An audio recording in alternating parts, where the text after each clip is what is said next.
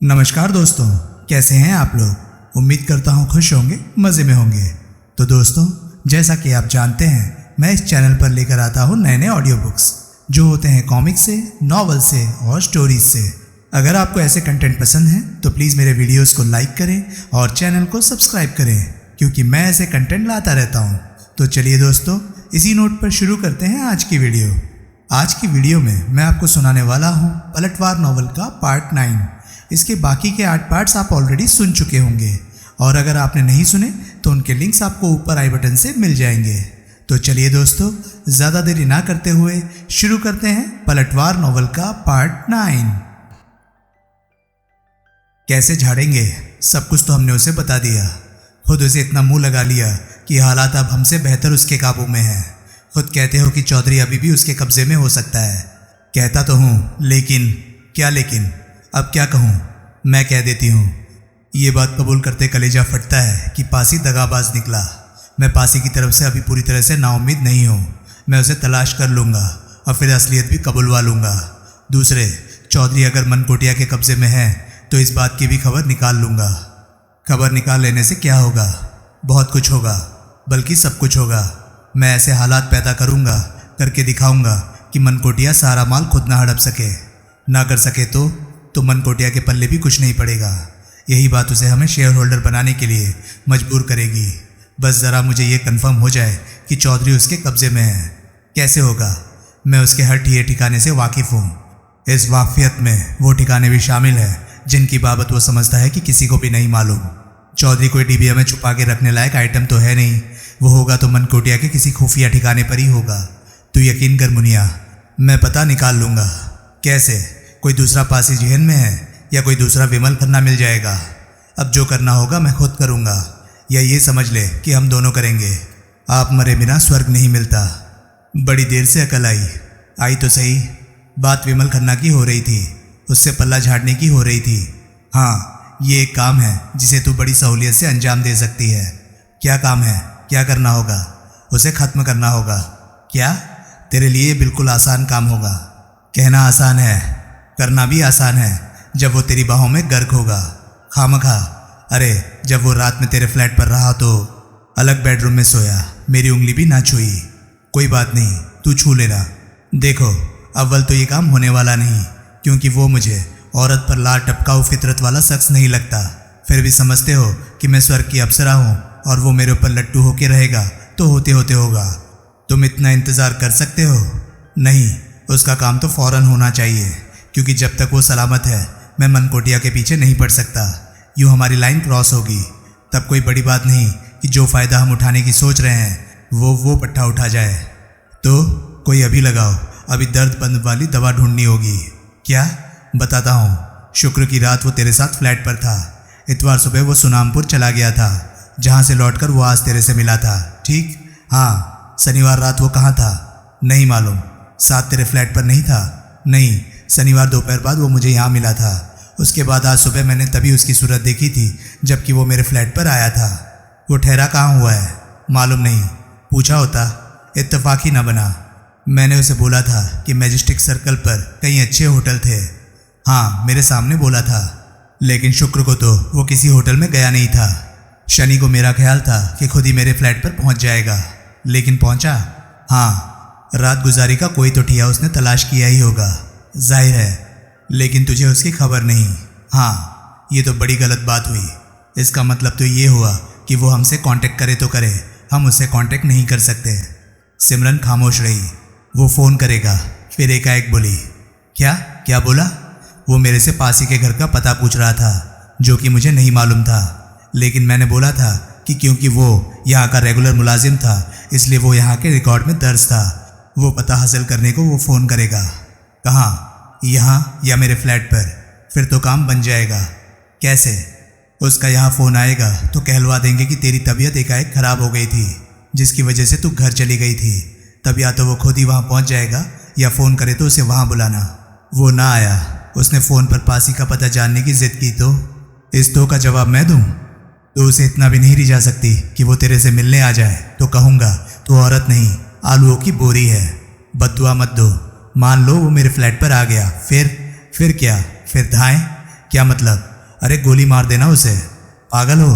अपने फ्लैट में मैं उसे गोली मारूंगी तो लाश क्या धुआं बनकर हवा में उड़ जाएगी? उसे बाद में ठिकाने लगाने की जुगत करेंगे ना।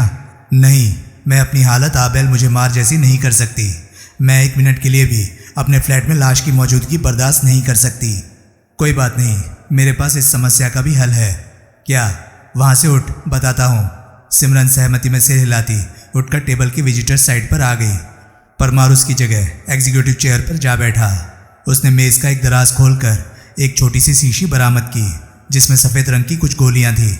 इन गोलियों को देख। उसने उंगली और अंगूठे में पकड़कर शीशी सिमरन के सामने की। इनमें ऐसी सिफ्त है कि एक गोली खाने से खाने वाले का शरीर आधे घंटे के लिए ऐसा शिथिल हो जाता है कि वो चाहकर भी किसी बात का विरोध नहीं कर सकता। उसको वहाँ पकड़कर बिठाया जाएगा तो बैठ जाएगा, उठाया जाएगा तो उठ जाएगा, लिटाया जाएगा तो लेट जाएगा। यानी कि दिमाग सोच विचार के काबिल नहीं रहता, बराबर रहता है, हर बात को समझता है, रिकॉर्ड करता है, लेकिन किसी बात का विरोध नहीं कर सकता। सिमरन के चेहरे पर आश्वासन के भाव न आए। मैं बात को दूसरे तरीके से समझाता हूँ। तू यहाँ बार में हाजिरी भरती है, कभी बेहद टुन ग्राहक नहीं देखा? क्यों नहीं देखा? कई बार देखा है। तो याद कर वो कैसे बिहेव करता है। उसके दोस्त उसे बाँह पकड़कर ले चलते हैं तो वो चल देता है। बाहर जाकर दोस्तों के बाँह छोड़ने पर गटर में लुढ़क जाता है तो हंसता है, जाहिर करता है कि वो कोई मजाक था जिसे वो एंजॉय कर रहा था, लेकिन उठ के खड़ा नहीं हो सकता। कोई दोस्त उसे सहारा देकर उठाए तो ही वो अपने पैरों पर खड़ा हो पाता है। ऐसा नहीं होता? हाँ, होता है। एक मिसाल याद कर। एक ग्राहक अकेला था, इतना टुन्न हो गया था कि वेटरों ने उसे बाँह पकड़कर बार से बाहर निकाला था। बाहर पहुंचकर वो जिद करने लगा था कि वो अपने स्कूटर पर घर जाएगा, जबकि वेटरों के बाँह छोड़ देने पर उसका अपने पैरों पर खड़ा रह पाना मुहाल था। स्कूटर को किक मारने की कोशिश करता था तो एक तरफ स्कूटर गिर पड़ता था, दूसरी तरफ खुद वो गिर पड़ता था। फिर भी उसकी जिद बरकरार रही थी। आखिर उसने वेटरों को ये कहा था कि वो स्कूटर स्टार्ट कर दें और उसे सीट पर बिठाकर हैंडल उसके हाथ में दे दें। वेटरों ने ऐसा किया तो वो वहाँ से रुखसत हुआ। बार का रेगुलर था, इसलिए अगले दिन उसने खुद बताया कि वो हिम्मतनगर रहता था। वहाँ तक उस हालत में स्कूटर चलाता पहुँचा था और घर के आगे स्कूटर रोकते ही स्कूटर फिर एक बाजू गिरा था और वो खुद दूसरे बाजू गिरा था और तब तक गिरा पड़ा रहा था जब तक कि उसकी बीवी ने आकर उसे नहीं उठाया था। इसका क्या मतलब हुआ? क्या मतलब हुआ? अब तो खुद समझ। ये कि उस हालत में उसका दिमाग काम करता था, जिस्म काम करता था, लेकिन दिमाग का जिस्म पर कंट्रोल नहीं था। उसके जिस्म को कोई दूसरा गाइड करता था तो वो समझता था कि उसके साथ क्या हो रहा था, लेकिन जो हो रहा होता था उसमें वो दखलंदाज नहीं हो पाता था। अब समझी? हाँ, वो अनिश्चित भाव से बोली। मोटे तौर पर तू उस गोली की विस्की का वर्जन समझ। जो काम विस्की के 8-10 पैक करते हैं वही काम गोली नफासत से करती है, ज़्यादा भरोसे से करती है। आधा घंटा उसकी ज़ुबान पर, उसके दिमाग पर काबू उसका होगा, लेकिन उसके जिस्म पर काबू तेरा होगा। आधे घंटे बाद क्या होता है? अपने आप नॉर्मल हो जाता है। पीछे जो बीती उसे भूल जाता है, याद रहती है, लेकिन वो समझता है कि उसने जो किया अपनी मर्जी से किया। वो जब तेरे फ्लैट पर आए तो ये एक गोली तूने उसे चाय, कॉफ़ी या कोल्ड ड्रिंक पे घोलकर पिला देनी है। गोली बिल्कुल बेस्वाद है, इसलिए अपने कोल्ड या हॉट ड्रिंक में इसकी मौजूदगी की उसे कतई खबर नहीं लगेगी। 5 मिनट में इसका असर हो जाता है। फिर उसे बाँह से पकड़ेगी, साथ चलाती फ्लैट से बाहर निकालेगी और ब्लॉक के कोने के पार्क में ले जाएगी, जो कि आजकल के मौसम में रात के वक्त तकरीबन खाली होता है। वहाँ तो उसे किसी पेड़ की ओट में खड़ा करना और शूट कर देना। गोली की आवाज़ सुनाई नहीं देगी। मैं तुझे साइलेंसर लगी गन दूंगा ना, जो कि हौले से खांसने जितनी भी आवाज़ नहीं करेगी। फच्चर पड़ा तो क्या पड़ेगा? नहीं पड़ेगा। अरे मैंने पूछा है, पड़ा तो क्या पड़ेगा? परमार सोचने लगा। मैंने ये गोली बहुत बार आजमाई है। फिर बोला, आज तक तो कभी कोई फच्चर पड़ा नहीं। फिर भी पड़ा तो 2 बातें हो सकती है। एक तो ये कि गोली शायद उस शख्स पर उस हद तक असर ना करे जिसकी उम्मीद है। ऐसा हो तो तुम इस प्लान को वहीं ड्रॉप कर देना, फिर हम कुछ और सोचेंगे। दूसरा फच्चर ये पड़ सकता है कि शायद वो आधे घंटे से पहले गोली के असर से उबर जाए। उसका तोड़ ये है कि तुमने जो करना है जल्दी करना है। मेरी राय में अपने काम के लिए तुम्हें बड़ी हद 15 मिनट की ज़रूरत होगी। तुम कोशिश करना कि एग्जीक्यूशन का वक्त 15 मिनट से ऊपर न जाए। और कुछ नहीं। तू यकीन कर, असल में कोई फच्चर नहीं पड़ेगा। बिल्कुल स्मूथ सेलिंग वाला काम है ये। अभी भी हूँ। ठीक है, करूँगी मैं ये काम। जीती रहे। अब इस काम से मेरा एक सवाल है, झूठ बोले तो लानत। क्या सवाल? ये गोलियां क्यों हैं तुम्हारे पास? असल में तुम इन गोलियों का क्या करते हो? सोच, जवाब दो। उन लड़कियों पर आजमाता हूँ जो खीर में चम्मच मारने देती है, खाने नहीं देती। शर्म करो। मोहन बाबू तो गया दूसरी दुनिया में, अब ये गोली कभी मैं तेरे पर भी आजमाऊंगा। आजमाना, फिर तुम्हारी बीवी आकर तुम्हारी बोटियां बीनेगी। हा हा हा। अरे मैं मजाक कर रहा था, मैं सीरियस हूँ। अब खत्म कर ये किस्सा। रंगीन तबीयत तो मुझे मालूम था तुम थे, लेकिन इस हद तक जा सकते हो ये नहीं मालूम था। अपने अपने तौर पर हर कोई बहलाता है दिल, ये भी कोई तौर हुआ? अब बस कर। सिमरन फिर ना बोली। विमल कूपर रोड पहुंचा। सबसे पहले उसने इस बात की तस्दीक की थी कि अलकतारा नाम की इमारत किसी की निगरानी में नहीं थी। फिर उसने इमारत में कदम रखा और लिफ्टों की तरफ बढ़ा। कहाँ जाएंगे? विमल ने घूम कर देखा तो पाया वॉचमैन उससे मुखातिब था। ऊपर, विमल बोला। ऊपर कहाँ? 5वीं मंजिल पर। वहाँ के तो सब फ्लैट बंद पड़े हैं, एक अभी खुल जाएगा, 502 नंबर। मेरे पास उसकी चाबी है।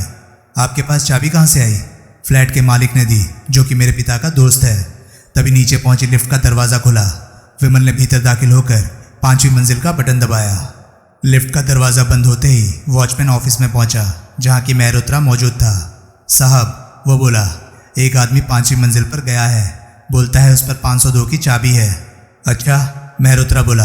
पहुंच गया वो? अभी लिफ्ट से ऊपर गया है। कोई बात नहीं, मेहरोत्रा इत्मीनान से बोला। अभी वापस आ जाएगा। अभी वापस आ जाएगा? हाँ, देखना। वॉचमैन बाहर चला गया। 2 मिनट में लिफ्ट वापस लौटी और विमल उसमें से बाहर निकला। ऑफिस कहाँ है? वो अप्रसन्न भाव से बोला। वॉचमैन ने खामोशी से ऑफिस के ग्लास डोर की तरफ इशारा कर दिया। लंबे डग भरता विमल उस दरवाजे पर पहुंचा और उसे धकेलकर भीतर दाखिल हुआ। भीतर एक ऑफिस टेबल के पीछे एक युवक बैठा हुआ था। उसकी टेबल से आगे एक और दरवाज़ा था, जिसका ऊपरी हिस्सा धुंधले शीशे वाला था और जो बंद था। यहाँ इंचार्ज कौन है? विमल बोला। युवक ने बंद दरवाजे की तरफ इशारा किया। विमल ने वो दरवाज़ा भी पार किया। आंगतुक को देखकर मेहरोत्रा की भवें उठी। मेरा नाम विमल खन्ना है, विमल बोला। मैंने सुबह यहाँ दिलीप चौधरी के फ्लैट की बाबत किसी से बात की थी। मेरे से की थी। तशरीफ़ रखिए। आपकी तारीफ़? मेरा नाम मेहरोत्रा है, मैं इस बिल्डिंग का मालिक हूँ। मेहरोत्रा साहब, ऊपर चौधरी साहब के फ्लैट को अलग से पैडलॉक क्यों लगा हुआ है? आप भी राजी है तो सही, सब बताते हैं। विमल उसके सामने धम से एक कुर्सी पर बैठा। वो क्या है कि जिन हालात में चौधरी साहब और उनकी भतीजी की यहाँ से रवानगी हुई थी, उनसे मुझे नहीं लगता था कि वो लोग जल्दी यहाँ लौटने वाले थे। इसलिए सेफ्टी के मद्देनज़र, उन्हीं की भलाई के मद्देनज़र मैंने वहाँ एक्स्ट्रा लॉक लगवा दिया था। आप मेहरबान और दुरंदेश शख्स हैं, अब बराए मेहरबानी वो ताला खुलवाइए। पर आप किसी अथॉरिटी लेटर का जिक्र कर रहे थे? हाँ, ज़रा दिखाइए। विमल ने अथॉरिटी लेटर उसके सामने रखा। मेहरोत्रा ने गौर से उसका मुआयना किया। उसे ये देखकर बड़ी निराशा हुई कि उस पर दर्ज तारीख 4 जनवरी या उसके बाद की नहीं थी, 26 दिसंबर की तारीख दर्ज है इस पर। वो बड़बड़ाता सा बोला, यानी कि चौधरी साहब की इधर से गिरफ्तारी से एक दिन पहले, उनके यहाँ रहना शुरू करने के एक दिन बाद, शनिवार को आपने ये अथॉरिटी लेटर चौधरी साहब से हासिल किया था? हाँ, तब तो चौधरी साहब यहीं थे, लिहाजा आप भी यहीं आए होंगे। हाँ, लिहाजा चौधरी साहब को इल्हम हुआ था कि आइंदा दिनों में उनका यहाँ मुकाम नहीं बना रहने वाला था। क्या मतलब? भाई, वो यहीं रहते तो फ्लैट खाली ना होता और अथॉरिटी लेटर का कोई मतलब ही ना होता। इतवार को उनकी गिरफ्तारी एकाएक वाकया थी, फिर भी शनिवार को उन्होंने ऐसा अथॉरिटी लेटर आपको दिया तो वो अंतर्यामी ही तो हुए। आपके उनके अंतर्यामी होने से कोई परेशानी है? अरे नहीं जनाब, ज़रा भी नहीं। तो आपके पास कोई प्रूफ ऑफ आइडेंटिटी है? क्यों चाहिए आपको प्रूफ ऑफ आइडेंटिटी? भाई, इस पर एक नाम ही तो दर्ज है, कैसे पता लगे कि जिस विमल खन्ना का इस अथॉरिटी लेटर में जिक्र है आप हैं? लेटर किसी और के हाथ भी तो पड़ सकता है। मेरे पास फ्लैट की चाबी है, वो भी लेटर के साथ गुम गई हो सकती है। कोई दूसरा फ्लैट में दाखिल होकर क्या करेगा? छुरिया चम्मच चुरा के ले जाएगा, फर्नीचर चुरा के ले जाएगा।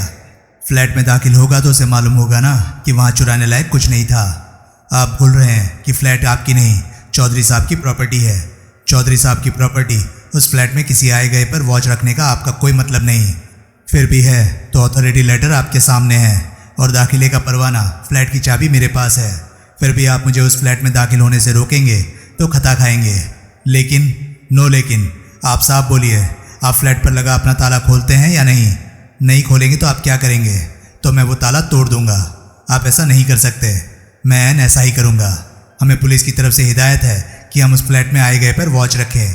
रखिए, मुझे आपकी आमद की पुलिस को खबर करनी होगी। कीजिए। फिर ये भी एक्सप्लेन कीजिएगा कि गिरफ्तारी के बाद जिस फ्लैट पर काबिज होना पुलिस ने ज़रूरी नहीं समझा, उन पर आप क्यों कब्जा जमाए बैठे हैं? हम कब्जा नहीं जमाए हैं, हमने तो एहतियातन। चौधरी साहब को आपकी एहतियात की ज़रूरत नहीं है। उनका कुछ लुटता है तो उन्हें लुट जाना कबूल है। बाय द वे, है कहाँ चौधरी साहब? मुझे नहीं मालूम, मालूम भी होता तो आपको बताना ज़रूरी नहीं समझता। विमल एकाएक उठ खड़ा हुआ। अरे उठ क्यों खड़े हुए? जा रहा हूँ। जा रहे हैं? लौट के आने के लिए।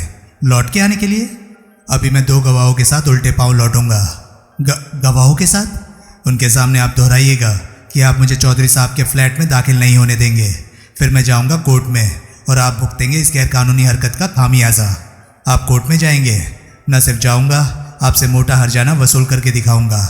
आप तो खामखा बात को बढ़ा रहे हैं। मैं बढ़ा रहा हूँ? 1 मिनट बैठिए, जो कहना है ऐसे ही कहिए।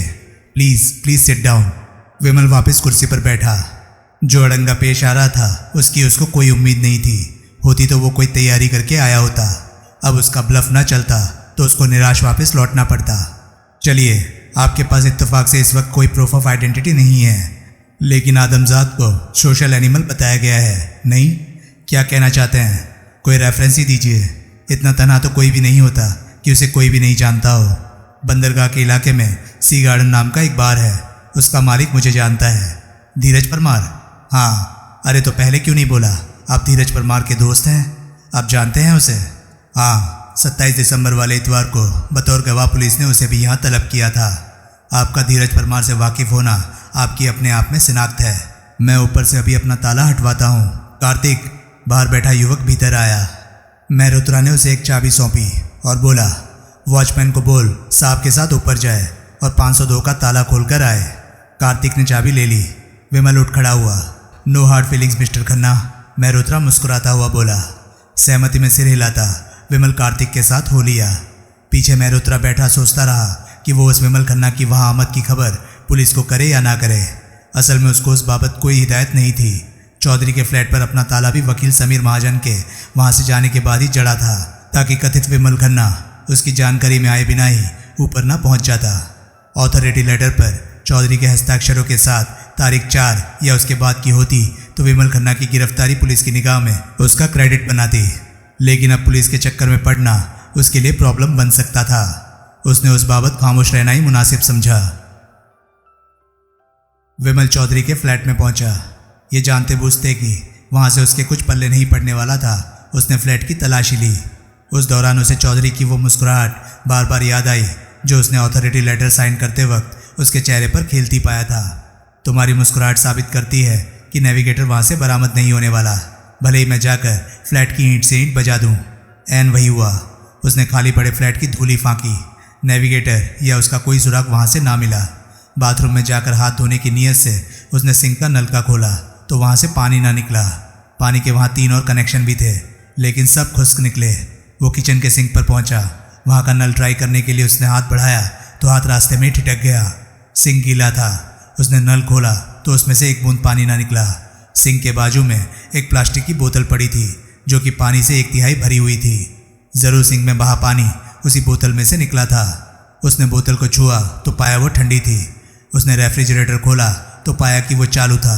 साफ जाहिर हो रहा था कि उससे पहले वहाँ कोई आया था जिसने फ्रिज में से बोतल निकालकर सिंक पर जाकर उसका पानी इस्तेमाल किया था। कौन और कैसे वो बंद फ्लैट में दाखिला पा सका? वो फ्लैट में से निकला और लिफ्ट द्वारा नीचे पहुंचा। वो ऑफिस में दाखिल हुआ और आगे मेहरोत्रा के कक्ष की ओर बढ़ा तो बाहर बैठा कार्तिक बोला, साहब तो चले गए? अच्छा, इतनी जल्दी? कोई सेवा हो तो मुझे बताइए। ऊपर फ्लैट में पानी नहीं आ रहा, टंकी से ब्लॉक हो गया होगा। ऐसा अक्सर हो जाता है, पानी रवा रहे तो नहीं होता। आप वाला फ्लैट 27 तारीख से बंद है। उस फ्लोर के बाकी 3 फ्लैट अभी बिके नहीं हैं, इसलिए वहाँ पानी का कोई इस्तेमाल नहीं है। ऐसी हालत में पाइप के दहाने पर टंकी का कचरा जमा हो जाने से टंकी ब्लॉक हो जाती है। कहाँ है टंकी? सबसे ऊपर छत पर। सारी इमारत की एक ही टंकी है? नहीं, हर फ्लोर की अलग टंकी है। शिनाख्त कैसे होती है? टंकियों पर फ्लोर वाइज नंबर दर्ज है। आपके फ्लोर की टंकी 5 नंबर वाली है। अब पानी चालू कैसे होगा? मैं वॉचमैन को भेजता हूँ। अगर कचरे वाली बात हुई तो वही हटा देगा, कोई और बात हुई तो प्लम्बर बुलाना पड़ेगा। वॉचमैन ऊपर चला जाता है तो नीचे उसकी ड्यूटी कौन करता है? रिलीवर है, वो भी कहीं इधर उधर हो जैसे कि इस वक्त है, तो लॉबी पर मैं निगाह रखता हूँ। बोलो वॉचमैन को, कार्तिक ने बोला। उसे प्रॉब्लम भी समझाई। विमल वॉचमैन के साथ लिफ्ट में दाखिल हुआ। लिफ्ट ऊपर को बढ़ चली। मेरे से पहले यहाँ कौन आया था? विमल बोला। यहाँ तो आना जाना लगा ही रहता है साहब, वॉचमैन सहज भाव से बोला। इमारत में लगा रहता है ना, 502 में तो सबका आना जाना नहीं लगा रहा होगा ना। मेरे से पहले वहाँ कौन गया था? उसने उत्तर ना दिया। मैं सरकारी आदमी हूँ। उसकी भवें उठी। मेरा काम प्राइवेट नौकरियाँ करते उन लोगों को सरकारी अनुदान दिलाना है जिनकी तनख्वाहें कदरन कम है। तुम्हारी तनख्वाह कैसी है? कम है, बहुत कम है। फिर तो तुम अनुदान के हकदार हुए। कैसे मिलता है? मैं देता हूँ, तत्काल सेवा के तहत। तत्काल बोला आपने? हाँ, नाम बोलो अपना। लखबीर सिंह। यहाँ कितनी तनख्वाह पाते हो? 2800। 2800? विमल ने यूँ जाहिर किया जैसे मन ही मन कोई हिसाब लगा रहा हो। 500 का सरकारी अनुदान तुम्हें अभी मिल सकता है। वॉचमैन की आंखों में लालच की चमक आई। तभी लिफ्ट रुकी। दोनों बाहर निकले और सीढ़ियों की तरफ बढ़े। अब बोलो, मेरे से पहले 502 में कौन आया था? साहब, आपको कैसे मालूम है कि कोई आया था? है किसी तरीके से? जवाब दो, वरना अनुदान कैंसिल हो जाएगा। वकील साहब थे। नाम तो मालूम नहीं। ये कैसे मालूम है कि वकील साहब थे? काला कोट पहने थे, गले में वकीलों वाला सफ़ेद कॉलर बांधे थे। फ्लैट में कैसे घुसे? साहब ने चाबी दी। साहब के पास फ्लैट की डुप्लीकेट चाबी है? मास्टर की है। ओह, मास्टर की है जो सब ताले खोल देती है, पैडलॉक भी। वो दूसरा ताला तब वहाँ नहीं लगा हुआ था। वो तो साहब ने वकील साहब के चले जाने के बाद लगवाया था। क्यों? क्या पता। तब तक वो 5 नंबर टंकी के सिरहाने पहुँच चुके थे। वॉचमैन ने टंकी का ढक्कन उठाया। ढक्कन का व्यास काफ़ी ज़्यादा था, जिसकी वजह से विमल भी वॉचमैन के साथ भीतर झांक सकता था। उसने देखा टंकी उस घड़ी पानी से 1/4 भरी हुई थी। वॉचमैन ने टंकी पर चढ़कर उसमें कंधे तक पूरी बाँह डालकर निकासी के पाइप को चेक किया। कचरा है, वो बोला। और भी कुछ है? और क्या है? विमल तनिक उत्सुक भाव से बोला। वॉचमैन ने हाथ बाहर निकालकर विमल के सामने खोला। जो और कुछ था वो कोई 2 इंच चौड़े सर्जिकल टेप के कई टुकड़े थे। क्या चीज़ है ये? वॉचमैन बोला। विमल ने उत्तर ना दिया। और इसका टंकी में क्या काम? एक काम विमल को सूझा। लखबीर सिंह एक 500 का नोट उसे थमाता वो बोला, ये तुम्हारा अनुदान है। खुशी से दमकते हुए वॉचमैन ने नोट कबूल किया। अब मेरे को एक आखिरी सवाल का जवाब दो। पूछो साहब। वकील साहब का नाम किसे मालूम होगा? साहब को। साहब तो इस वक्त यहाँ है नहीं, और किसको मालूम होगा? शायद कार्तिक को मालूम हो, क्योंकि वो साहब के ऑफिस के बाहर बैठता है और साहब के पास जाने देने से पहले हर आंगतुक से उसका नाम वगैरह पूछता है। तुम दौड़ के नीचे जाओ और कार्तिक से मालूम करके आओ कि वकील का क्या नाम था। सहमति में सिर हिलाता वॉचमैन वहाँ से चला गया। उसके निगाह से ओझल हो जाने के बाद विमल ने टंकी की तरफ तवज्जो दी। अब उसका दिल गवाही दे रहा था कि नेविगेटर टंकी में था और वो सर्जिकल टेप उसे टंकी के भीतर कहीं टेप करने के लिए इस्तेमाल किया गया था। उसने टंकी में सिर डालकर हर तरफ निगाह दौड़ाई। टंकी के पूरे गोल दायरे में कहीं कुछ टेप हुआ नहीं था। फिर उसे ख्याल आया कि नेविगेटर को चौधरी ने टंकी की बॉडी के दायरे में टेप किया नहीं हो सकता था, क्योंकि टंकी के भर जाने की सूरत में वो पीक सकता था और उसका इलेक्ट्रॉनिक कंट्रोल खराब हो सकता था। उसने टंकी की भीतरी छत की तरफ तवज्जो दी। एक स्थान पर जमा के निशान की सूरत में उसे 4 ऐसे निशान साफ दिखाई दिए, जैसे कि वहाँ कोई चीज़ टेप की गई हो जो कि हाल ही में वहाँ से उखाड़ी गई हो। अर्ली बर्ड, उसने वितृष्णापूर्ण भाव से सोचा। वॉचमैन वापस लौटा। साहब, वो बोला, उन वकील साहब का नाम समीर महाजन था। वॉचमैन ने हैरानी से उसकी तरफ देखा। और फ्लैट में जाने के अलावा वकील साहब ऊपर यहाँ भी तशरीफ लाए थे, ठीक? वॉचमैन का सिर स्वयं सहमति में हिला। उन्होंने तुम्हें यहाँ से चलता कर दिया था, लेकिन खुद पीछे यहाँ ठहरे थे। बात तो ठीक है साहब, लेकिन आपको कैसे मालूम? जवाब में विमल हंसा। अब उसे इस बात में कोई शक नहीं था कि बाजरिया अपने ट्रबल शूटर नेविगेटर, जिसके बारे में चौधरी का दावा था कि वो किसी को ढूंढे नहीं मिल सकता था, मनकोटिया के कब्जे में पहुंच चुका था। मनकोटिया कहाँ पाया जाता था? आओ चले, वो वॉचमैन से बोला। विमल शाहजहां होटल पहुंचा। रिसेप्शन से उसे मैसेज स्लिप मिली, जिसके मुताबिक 5 से 6 बजे के बीच राघव का उसके लिए 3 बार फ़ोन आया था। मैसेज स्लिप में एक कॉन्टैक्ट नंबर भी दर्ज था, लॉबी के एक फ़ोन से, जिस पर उसने कॉल लगाई। जवाब मिला तो वो बोला, राघव से बात करनी है। आपका नाम पूछा गया। विमल खन्ना। होल्ड कीजिए। उसे पूरे 2 मिनट होल्ड करना पड़ा। राघव बोलता हूँ बॉस। फिर आवाज़ आई। कैसे फ़ोन किया? बॉस, आपका काम तो उम्मीद से जल्दी बल्कि बहुत जल्दी हो गया। अच्छा, हो भी गया? हाँ बॉस। पक्की बात? हाँ बॉस। अभी किधर हो? नर्सिंग होम में हूँ बॉस। ये फ़ोन किधर का है? उधर का ही है, कैंटीन का। इसी वास्ते लाइन पर आने में टाइम लगा। मैं वहाँ पहुँचता हूँ, 15 मिनट बाद मुझे कैंटीन में ही मिलना। ठीक है। विमल साहनी मेडिकल सेंटर पहुँचा। राघव कैंटीन में मौजूद था। उसने उठकर विमल का अभिवादन किया। बॉस, आपने सामान की जो लिस्ट मुझे दी थी, राघव दबे स्वर में बोला। वो तमाम का तमाम सामान जमा 1-2 एडिशनल आइटम्स मेरीना बीच के करीब के डाइवर्स मेगा मार्ट नाम के एक शोरूम से आज ही सुबह खरीदा गया है। किसने खरीदा ये नहीं मालूम। फिर क्या फ़ायदा हुआ ना, ये मालूम हुआ ना कि वो सामान किधर डिलीवर किया गया। ओह, वो तमाम सामान नॉर्थ शोर की एक कोठी में डिलीवर किया गया था, जो एन समुद्र के किनारे है, जिसका अपना प्राइवेट बीच है, जिसके की करीब भी फटकना मना है। तुम्हें कैसे मालूम? ऐसा नोटिस लगा है उधर। ये बड़ा बोर्ड लगा है उधर, जिस पर लिखा है private property, trespassers will be shot. Shot? गोली मार दी जाएगी? हाँ, ऐसी खतरनाक वार्निंग तो मैंने कभी नहीं देखी सुनी। उधर तो ऐसा ही लिखा है। तुम उधर कैसे पहुंचे? सामान की डिलीवरी के पीछे पीछे पहुंचा ना। ओह, डिलीवरी तुम्हारे सामान की टोह में लगने पर हुई, और आज ही ऑर्डर मिला, आज ही हुई, सब कुछ एक्सप्रेस। यही तो बड़ा इत्तेफाक हुआ। आई सी। मेगा मार्ट की डिलीवरी वैन के पीछे एक ट्रेलर लगा हुआ था, जिस पर की फाइबर ग्लास की मोटर बोट लदी थी। उसकी वजह से डिलीवरी वैन के पीछे लगे रहना आसान साबित हुआ। एक तो ट्रेलर की वजह से वो ज़्यादा तेज नहीं चल रही थी, दूसरे ट्रेलर पर लदी मोटर बोट फासले से ही दिखाई देती थी। तो जिन एडिशनल आइटम्स का तुमने जिक्र किया, उनमें से एक आइटम मोटर बोट थी। हाँ बॉस, जो कि समुद्र में खड़े किसी बड़े जलयान तक, जैसे कि किसी याट या किसी स्टीमर तक पहुंचने के काम आएगी शायद। और एक्स्ट्रा आइटम क्या हुई? 2 डाइविंग कंप्यूटर, ऐसे कंप्यूटर जो पानी की सतह के नीचे भी काम कर सके। हाँ बॉस। और सैम ट्रैक्स और पेंसिल टाइमर्स, ज़रूरत पड़ने पर पानी के नीचे ब्लास्ट करने के लिए शायद। इतनी एक्यूरेट जानकारी हासिल कैसे की? मेगा मार्ट के डिस्पैच क्लर्क को पटाया ना बॉस। उसको पैसा भी देना पड़ा होगा। ज़्यादा नहीं, 1000 रुपये में काम हो गया बॉस। उसके स्वर में व्यग्रता का पुट आया। मैं बाकी बचा पैसा लौटाना चाहता हूँ। काम तो एक ही दिन में हो गया, मेरे और खोसा के किए ही हो गया, इसलिए बाद में पैसे की बात हम बाद में करेंगे। इस वक्त हम ज़्यादा अहम बात कर रहे हैं।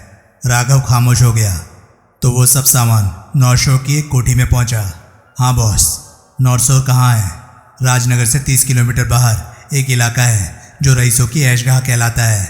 इधर के बहुत बड़े बड़े लोगों की वहाँ कोठियाँ हैं, एक आध तो महल है।